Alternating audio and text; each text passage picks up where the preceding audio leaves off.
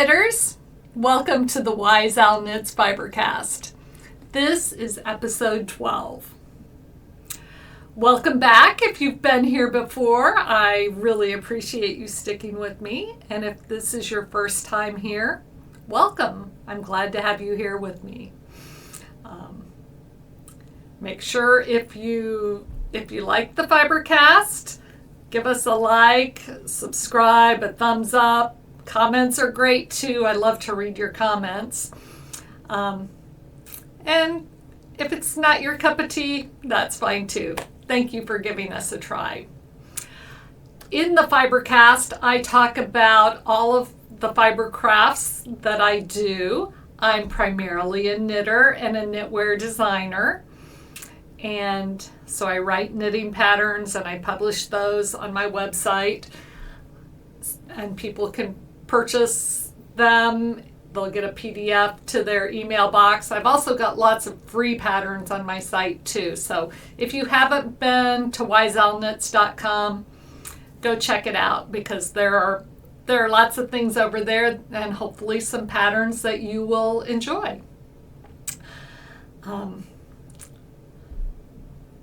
I am, like I said, mostly a knitter and a knitting pattern designer, but I also do a little bit of crochet. I sew. I continue to try and learn how to use my antique circular sock machine. That is truly an adventure. Today I'm wearing my Stash Buster shawl, and the yarn is from Noro in my favorite color, green. And that kind of leads me into the Shark Week Challenge because this is the pattern that I will be making for the Shark Week Challenge. It takes 100 grams of a special skein of yarn, and the pattern was really designed for that special skein of yarn. You know, the one that you've been saving and would love to use, but you feel like, oh, I don't have enough for a sweater. This pattern is really written to use a full skein of yarn, no matter what the size of the skein is. But I, assume that most skeins are 100 grams. And you start on one end with a small amount of stitches and you increase every 4 rows until you've got about 30% of your yarn left. And when you get to 30% left, then you start decreasing, but you decrease every 2 rows, which makes an asymmetrical triangle. And it ends up being a shawl that is long enough that it's easy to wrap around your neck. You've got plenty of yardage to be wearable. It's not a super wide shawl, but good to wear as a scarf. So the Stash Buster shawl actually was a paid pattern on my website, but now it's a free pattern. So if you want to join me in knitting this for Shark Week, hop on over to Wise Owl Knits and you can download the pattern. That leads me into a little bit more about the Shark Week Challenge. The yarn that I am going to be using is from Mystery Mouse Yarns, and this is a special yarn for me because this was the colorway that Holly did for the Knitting McPurley Retreat. The color is called Cozy Mountain Lake and could also be oceany. So this is 100% merino and it's DK weight.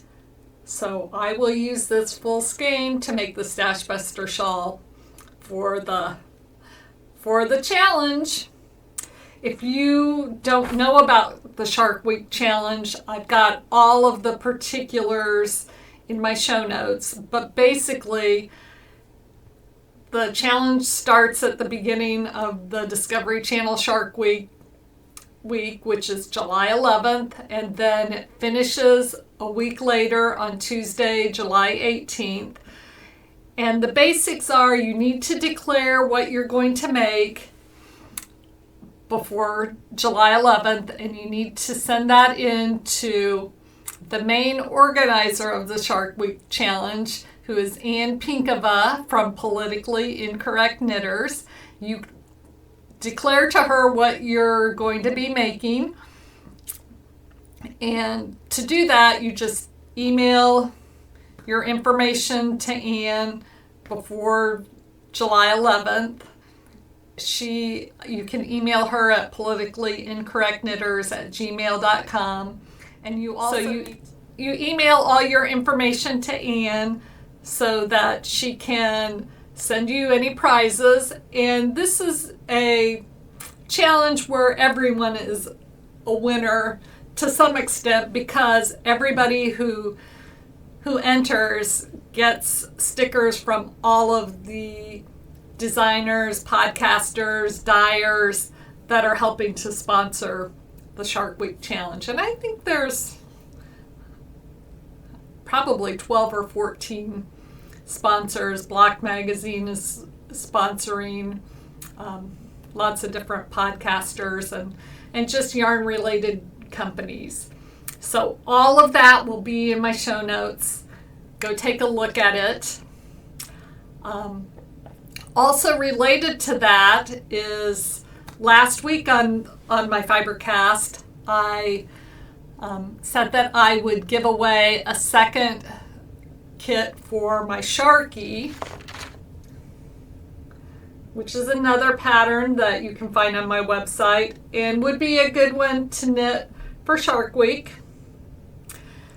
So the winner of the Sharky kit for this week was comment number 17 on my website, and that is Maureen M. Just going to get this lovely bag that I made. My bags are getting better. It includes stuffing for the shark, all of the yarn, and even the crochet cotton for the teeth, and buttons. This is the mouth, this pink, and buttons for the shark eyes. So that will go out to Maureen. Maureen, please, I've got your YouTube name, but I haven't had a chance to look on Instagram or to send you a message, but I will try and figure out how to contact you. But if you hear this, send me an email at cheryl@wiseowlknits.com and tell me your address, and I will get this out to you ASAP. So hopefully in time for Shark Week. So there's my bag. Has an applique shark on it. And I got this cute little tag with Wise Owl Knits too, so kind of fun. So again, that goes to Maureen M. Okay, so this bag, which I whipped up this morning, is one of my few finishes for this week. So I've got the bag. I also finished a square for my friend Cindy's daughter-in-law, Cindy had passed away a year ago, Christmas Day, not a year ago. Yeah, a year ago, Christmas Day. And she had started a blanket, an Afghan for her daughter-in-law. She had also started a sweater for her daughter, and I've already finished the sweater for her and gotten that to her daughter, and now I'm finishing up the blanket.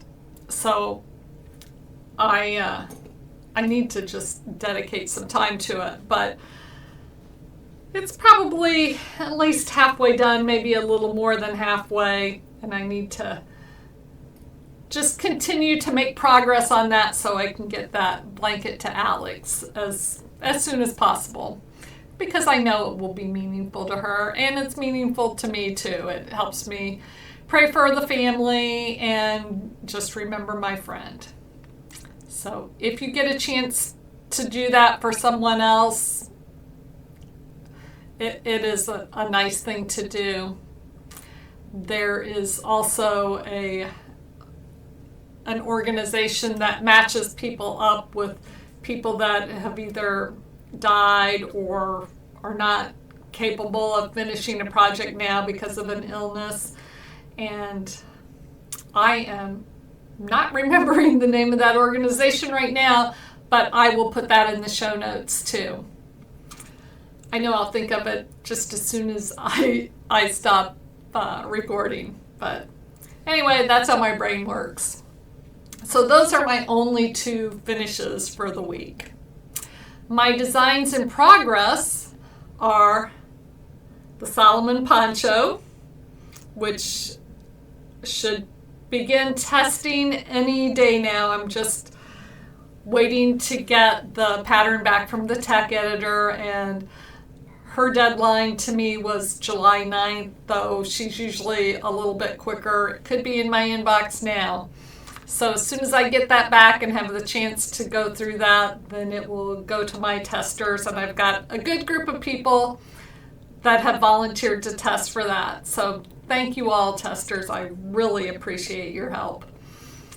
And the other thing that I'm working on is my wildflower tea. I did a version of that was a 5-color tea, and this one is just a 3-color tea, and it's using 2 fingering weight 100-gram skeins, and then one of the 100-gram skeins was part of a sock kit. So the purple that is on the neck and down towards the bottom of the color work was the mini skein that came with the bigger skein. So I think that was a 20-gram skein. So I'm getting close to the end of the knitting on that, and that pattern writing is going on right now too. So those are my 2 designs in progress. And for works in progress, I have got a few things besides the wildflower tea, which is obviously a work in progress. I've started another block for Alex's blanket, and this is a basket weave in a light gray. So that is on the needles. I've also started sewing together strips for a quilt for my son and future daughter-in-law. So that is right there. You can hear those beats. Hello. You may notice that I'm wearing different clothes. I had a little bit of a technical snafu, and I'm not sure if it's because I got up and moved, but the second half of my video, or maybe the last third of my video, was super jerky and frozen, and the audio sounded okay, but the video was super annoying. So I decided I would redo the last section, which is what I'm working on. So what I am working on right now is my swerve quilt that I'm making for my son and daughter-in-law, and it's part of it is hanging back here, but it is a section, or like 7 panels of 6 strips of fabric that alternate between a color and the background fabric, which is the black fabric that has a nice little print on it. So I've got 2 of the 7 panels done and 5 more to go. So that is the swerve quilt. Here is a picture of what it will look like when it's finished. So I'm working on that. The other thing that I'm working on is a Christmas stocking for my niece's dog, Bella. Bella lives in Texas, and I'm going to insert a picture of my chart for the stocking for Bella, it uses my Colorwork Sampler Christmas stocking pattern, but I've taken a couple sections out, and I've added one that is a picture of Bella. Bella's a rescue dog, and Bella is mostly black, but she's got a little white on her chest, and her paws are white too. So I put in a little picture of Bella, and then I also put in some dog bones. So I will add those to the Colorwork Sampler. Obviously, you might want, if you want to make a stocking for your dog, you might want to change the pattern slightly so you can put in a picture of your own dog. I've done lots of labs, so I may put in some lab pictures, that picture. I also tried to do a German Shepherd, but I didn't have a lot of luck with that. So the German Shepherds have pointy ears that stick up, and with worsted weight yarn, it's hard to get a point that is not either too big or too small. So German Shepherds are a challenge. And it's not really even a German Shepherd. That dog is a rescue dog too, and also a mix between a Shepherd and a Lab. But her ears are definitely German Shepherd-ish. She's got really expressive ears. So those are the two things that I'm working on right now, besides my wildflower sweater that I'm still working on. So that is the end of my works in progress. And I wanted to add my Some Good Things section today. I recently read an article by Carrie Smith of Deprogrammed podcast, and Carrie is somebody that I've followed for quite a while. I originally ran into her when she was on Unsafe Space, and she had a co-host then, and they talked about all kinds of current events, one of which were the knitting wars. And so it was not too long after all of the things that happened on Ravelry and different cancellations of knitters because they didn't necessarily think the right way. So Unsafe Space kind of by accident became a knitting podcast, and they got lots of followers that were knitters. Carrie has gone on to do her own podcast called Deprogrammed, and it's one that I watch every week. She's got a live show on Mondays and Fridays, and then she does a show on pop culture that I think is usually on Wednesdays. That might be on Tuesdays. Anyway, sometime during the middle of the week is the pop culture. But she recently wrote an article. She and her husband were on a road trip. Her husband's a musician, and he had some gigs that were out of town, actually in Montana, and they had a van that they were using to go from place to place. I think it was just a couple-week trip. But on the way home, their van broke down. And Carrie wrote this article called Enjoying the Unscripted Moments. And so I'm just going to read it for you. Or not the whole thing, but the beginning couple of paragraphs, and then in the show notes I'll show you where you can get the whole thing. Okay, enjoying the unscripted moments. Why we can't and shouldn't try to control everything. Our van broke down out of state a few days ago. Don't worry, we are fine. We scrambled to see what our various options are for getting home while it's being repaired. We made a new plan. All is good. But there was something very interesting we talked about. Small misfortunes and large tragedies don't happen because we did something wrong. They're not punishment. Life is unpredictable. We can't control every part of it. We're not God. And sometimes the most beautiful moments are born in the unscripted days and the problems in the things that take the place of our best laid plans. Last night we broke down. We got to see some beautiful roses. We had a nice walk in an adorable neighborhood. A coffee ice cream. A good talk. Laughter. God can use the unscripted moments.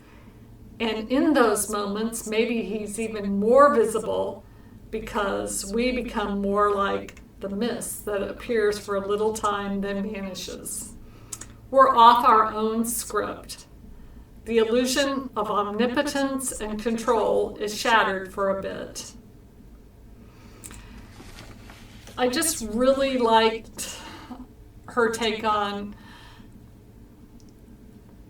just enjoying the moments that come to you that are unplanned,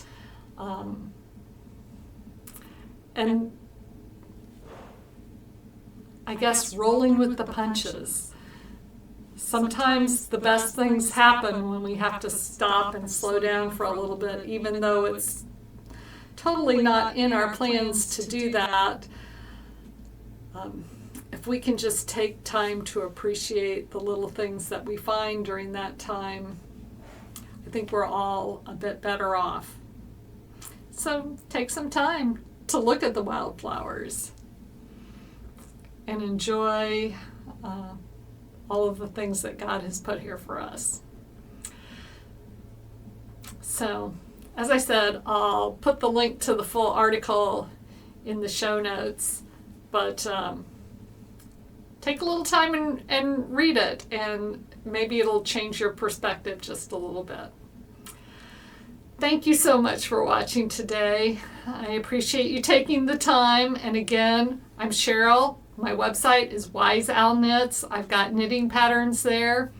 You can find my Fibercast on YouTube and Rumble. I've also got another channel on YouTube and Rumble that's called Knitwise, and it's knitting tutorials. So I don't have them on every possible topic, but whenever I have something in one of my patterns that I think people might not know how to do, I'll make a short video on that.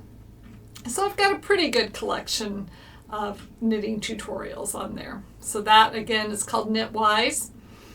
My email is Cheryl@WiseOwlKnits. You can always contact me through the Contact Me section or Contact Us section of my website, and I'm Wise Owl Knits with 2 S's on Instagram and Wise Owl Knits on Facebook.